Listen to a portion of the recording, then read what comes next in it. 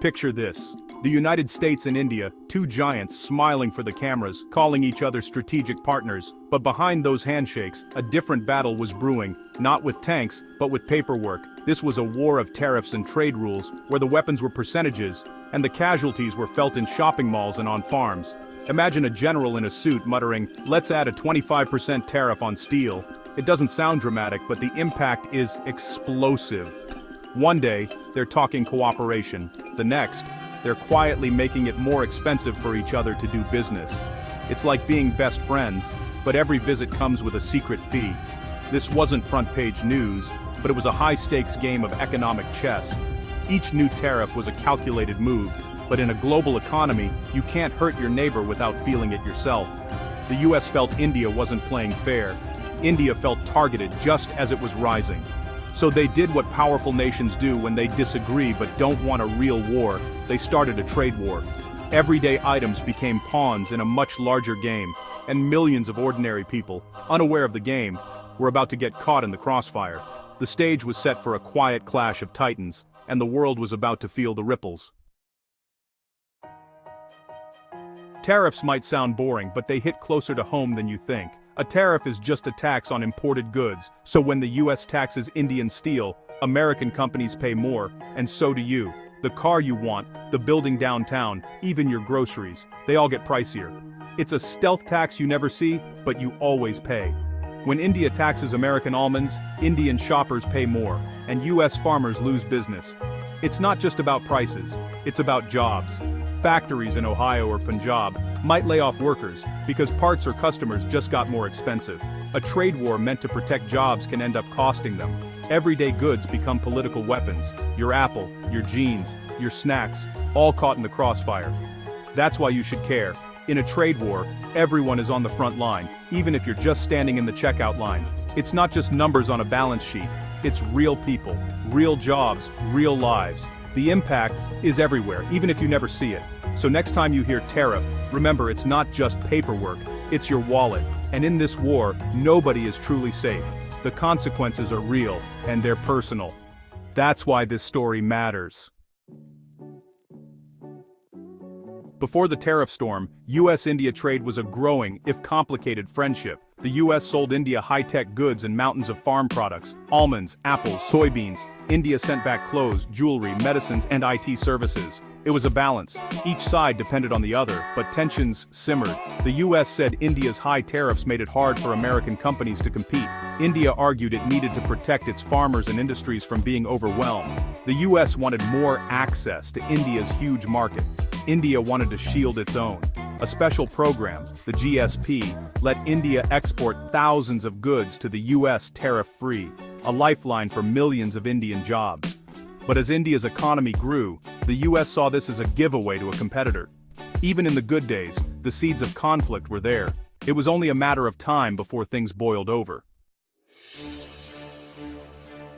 In 2018, tensions exploded, not with weapons, but with tariffs. The US, citing national security, slapped big tariffs on steel and aluminum from India. Indian exporters were hit hard, their products suddenly cost more, and US buyers looked elsewhere. India felt betrayed. Partners don't treat each other like threats. India tried to negotiate, but when talks failed, it hit back. In 2019, India imposed tariffs on 28 American products: apples, almonds, walnuts, chickpeas. It was tit for tat. You hurt our industry, we'll hurt yours. The US retaliated by ending India's GSP status, stripping away tariff-free access for thousands of Indian goods. Now, Indian exporters face new costs, and American farmers lost a key market. The trade war had escalated from a few products to billions in trade. What started as a fight over metal became a full-blown economic conflict. Both sides dug in, and the pain spread far beyond the negotiating table. The message was clear: if you cause us pain, we'll return the favor. The era of quiet cooperation was over. The trade war was real, and it was just getting started. Everyday people and businesses were about to pay the price. The fallout would be felt on both sides of the world, and there was no easy way out.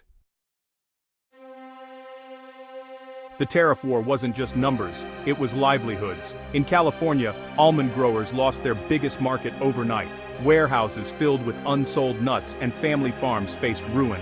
Apple growers in Washington saw their exports to India collapse. These weren't politicians. They were people who worked the land, blindsided by decisions made far away.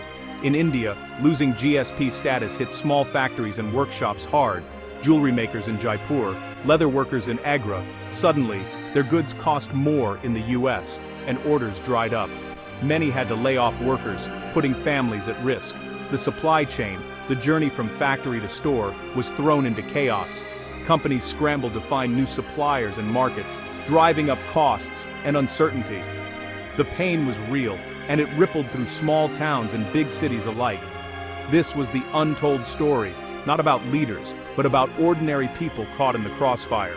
The trade war forced everyone to rethink how business was done.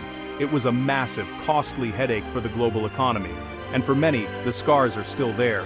The human cost was impossible to ignore. This was the true price of the paperwork war. Here's the twist. Despite the tariffs, US-India trade kept growing. You'd expect trade to collapse, but the numbers kept rising. How? The global economy is complex. While tariffs hurt specific sectors, like almonds and steel, other areas thrived. Electronics, pharmaceuticals, and especially services kept booming. Businesses adapted, rerouting supply chains and finding creative ways around tariffs. Sometimes, goods took longer, more expensive routes just to avoid extra taxes. The cost of these workarounds was passed to consumers as higher prices. So, while trade totals looked strong, the growth was unhealthy. Built on costly detours and fragile systems, it was like building tunnels under a wall just to borrow your neighbor's lawnmower. Trade survived, but it was messier, riskier, and more expensive. The numbers hid the real damage. The system was strained, and everyone paid the price. So, what did the US and India learn from this bruising trade war? First, in a trade war, there are no real winners, just mutual pain. The US wanted to cut its trade deficit and open India's market, but the deficit grew and American farmers suffered. India wanted to protect its industries, but lost GSP benefits and hurt its own exporters. Both sides made business harder and more expensive. The second lesson: global supply chains are fragile. One new rule can throw the whole system into chaos. Companies realized relying on one country is risky, sparking a push to diversify, even if it's less efficient. Most importantly, trust is easy to lose and hard to rebuild. The tariffs shattered a sense of partnership, leaving suspicion and wariness. Even after leaders changed and talks resumed, the damage lingered. Fixing the mess wasn't as simple as removing tariffs. The scars on the relationship and the global economy remained.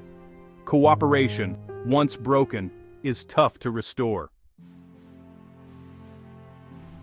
Today, the headlines about the US-India tariff war have faded, but the impact lingers. Prices are still higher, and the scars on trade remain. The cost of rerouted supply chains and new risks is baked into what you pay. The era of easy, seamless global trade is over. Now it's about resilience and caution. Countries and companies are more careful, but also less efficient. Behind every tariff and trade rule, there's a human story. A farmer taking out a loan, a worker losing a job, a business owner fighting to survive. These quiet economic battles shape lives as much as any headline conflict. The lesson: cooperation is hard, but conflict is harder, especially when the battlefield is the global economy. The true cost of a trade war isn't just in numbers, but in the lives it changes. And that's a lesson we can't afford to forget. The story isn't over, it's just changed shape.